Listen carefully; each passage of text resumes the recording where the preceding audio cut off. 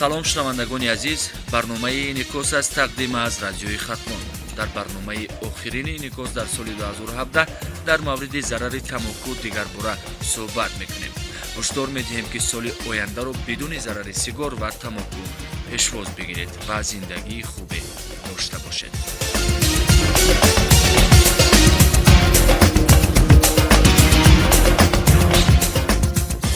маҳдуд кардани истифодаи тамоку дар Тоҷикистон барои чӣ аст?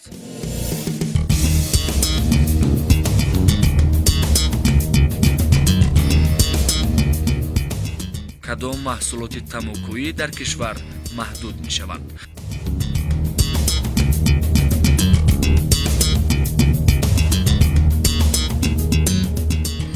занони сигоркаш дар Тоҷикистон ҳастанд ё на?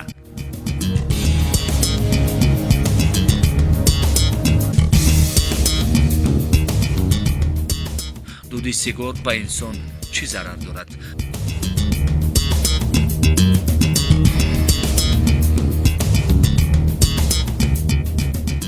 маълумоти бештари ин мавзӯъро дар барномаи навбатии инъикос мешунавед.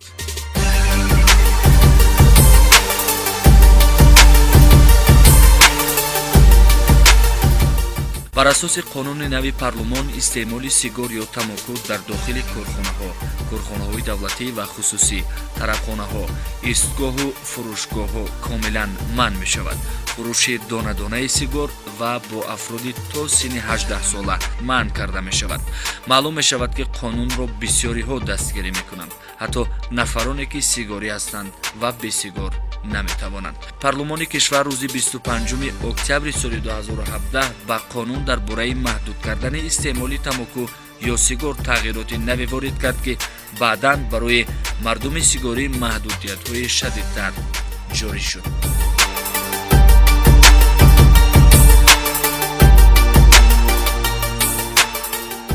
дар шарҳи тағйирот ба қонун намояндагони вазорати тандурустӣ ва ҳифзи иҷтимоии аҳолии кишвар гуфтанд ки кашидани тамоку ё сигор дар биноҳои маъмурӣ, ҳуҷраҳои корӣ ва идораҳои давлатӣ ва чӣ хусусӣ дар лифту даромадгоҳҳои биноҳои истиқоматӣ, дар гузаргоҳҳои зеризаминӣ, фурудгоҳҳоу истгоҳҳо, осоишгоҳу хобгоҳҳо, қаҳвахонаву тарабхонаҳо ва дар нақлиёти ҷамъиятӣ комилан манъ карда мешавад.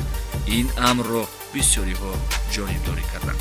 Шукурҷон Зуҳуров, раиси маҷлиси намояндагон, пешниҳод кард то дар қонун як нуқта илова шавад ки бар асоси он роҳбарони идораҳо новобаста аз шакли моликияташон бояд барои сигоркашӣ нуқтаҳои махсус бисозанд.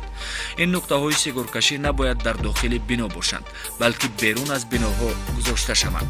бар асоси қонуне ки соли 2010 қабул шуда буд, мардуми сигоркаш ҳақ доштанд дар дохили бинои корхона дар нуқтаҳои махсус сигор бикашанд.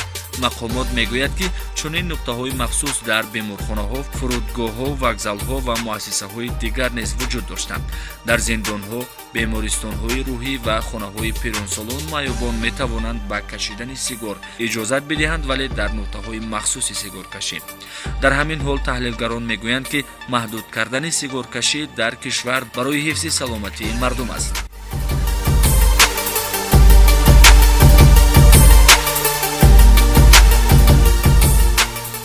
бино ба омори созмони ҷаҳонии тандурустӣ дар Тоҷикистон 17% мардон ва танҳо 0.3% занон сигор мекашанд. пизишкон мегӯянд ки аз маҳдуд кардани фурӯш ва кашидани сигор истиқбол мекунанд, чун бовар доранд ки зарараш ҷиддӣ мебошад. Абдухолиқ Қаюмов, духтури бемориҳои шуши беморхонаи клиникӣ ба номи Бури Воҳиди вилояти Хатлон гуфт, дар як соли охир наздики 100 нафар беморе ки ба ӯ муроҷиат карданд сигоркаш буданд. аксар сигоркашҳо зарари сигорро медонанд, вале духтурон мегӯянд ки маҳдуд кардани сигоркашӣ барои ҳифзи саломатии мардум мусоидат мекунад. таваҷҷӯҳ кунед ба Абдухолиқ Қаюмов, духтури бемориҳои шуши беморхонаи клиникӣ ба номи Бури Воҳиди вилояти Хатлон, ки дар мавриди зарари сигор мегӯяд. як қутти сигор дар як рӯз баробар аст ба 500 рентген дар як сол. шуши сигоркаш сиёҳ шуда و وزن پوسیده برابر می شود. بعد سیگار کشیدن نیکوتین در مدت 7 ثانیه با مغز سر می رسد. نیکوتین رگ‌های خونگرد تنگ کرده با نارسایی غذا و هوا آورده می رساند. سیگار کشی با بوی دهان، زردشوی دندانها، التهاب گولی و سرخشوی چشمان مساعدت میکند. شخصان سیگارکش با بیماری استنوکاردیا 13 مرتبه، سکته میوکارد 12 مرتبه، زخم معده 10 مرتبه، سرطان فوسفات 30 مرتبه زیادتر گرفتار می شود. در دود تبک زیاده از 4000 پیوسته های معین کرده شده است. از آنها زیاده از نمودش خطرناک است تا بیماری سرطان برده می رساند. یک چند نمود زهرها نیکوتین، بنزپیرین، تیانید، میشیک، فرمالدهید، گاز کربن و غیره ها در دود سیگار جسم های رادیواکتیوی سوینس، ویسموت نیز دیده می شود.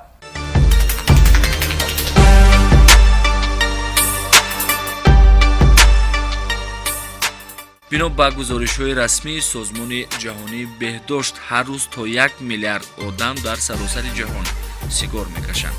ҳамасола беш аз 5 миллион одам аз зарари тамоку мефавтанд. тибқи омор ҳоло аз ҳар 10 мард дар ҷаҳон 1 нафар ва аз 20 зан 1 нафар сигор мекашанд. ҳоло кишвари тоҷикистон дар минтақа аз лиҳози истеъмоли тамоку дар ҷойи сеюм қарор дорад. бар асоси омори расмӣ феълан дар кишвар беш аз 500 000 нафар тамоку мекашанд ки 78% онҳо мардон, 10% занон ва 12% онҳоро ноболиғон ташкил медиҳанд. бархе аз сокинон мегӯянд ҳоло истифодаи фаровони ноз ҳам миёни мардон зиёд аст ки ба гуфтаи табибон зарари он бештар аз зиёни сигор дониста мешавад. нигарониҳое ки худи мақомотро ҳам водор аст то дар тарҳи нав маҳдудият ба носу калёнро ҳам ворид кунанд.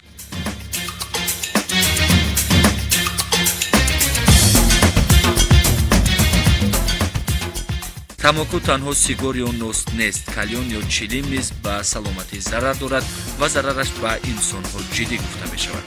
пизишкон дуди сигор ва тамокуи зери забон ё ба истилоҳи оммавӣ носро ангезандаи бемории саратони шуш ва мағзӣ мегӯянд. шунавандагони азиз, ин буд барномаи инъикос ки аз радиои хатлон шунидед. машраби аловиддин будам хизмати шумо. дар соли нави мелодии зиндагӣ бидуни сигору тамоку ва солим ба ҳар яки шумо таманно.